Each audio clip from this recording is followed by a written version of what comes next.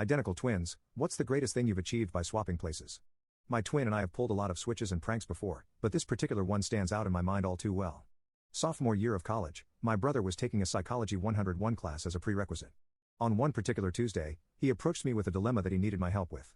Thursday around noon he had an exam in psych, but that same morning his girlfriend's family was flying out to California to go to Disneyland and they picked him up a plane ticket. Of course I told him, okay bro, I'll go to Disneyland for you. But we all know that wouldn't be the case no matter how much I tried. He left me with all of the material I'd need and I started studying away in the hopes of acing this exam for him, or not heinously screwing up his grade. Here was the catch with the exam room: this professor was notorious for making it impossible to cheat. We'll call him Mr. J for this one. Mr. J had 7 TAs who would walk around during the exam and check the 2 forms of ID he required you to have and would constantly walk up and down the aisles to check for any form of cheating. My brother, having known this, left me with some of his IDs and wished me all the best. Exam time comes and I'm unaliving it. Just in case they'd notice any minute differences in looks or handwriting, I wore a backwards hat and wrapped up my hand as though it was injured. You can never be too sure. Now my twin and I love to play pranks on each other, it's just what we do. So I can't help but notice a cute blonde TA that is walking the aisles. The first time she passes me, I look up and give her a smile, almost like a cocky grin. The second lap through I look up again and whisper hi with an almost innocent smile. This continues throughout the exam until the last run through I whisper to her that I think she's cute. As luck would have it, she blushed and said I was too.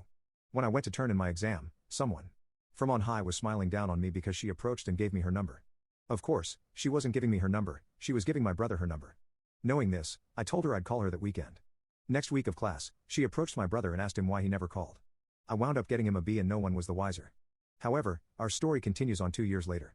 I needed one more elective to graduate, and I figured I'd take the psych class that held the funny memory.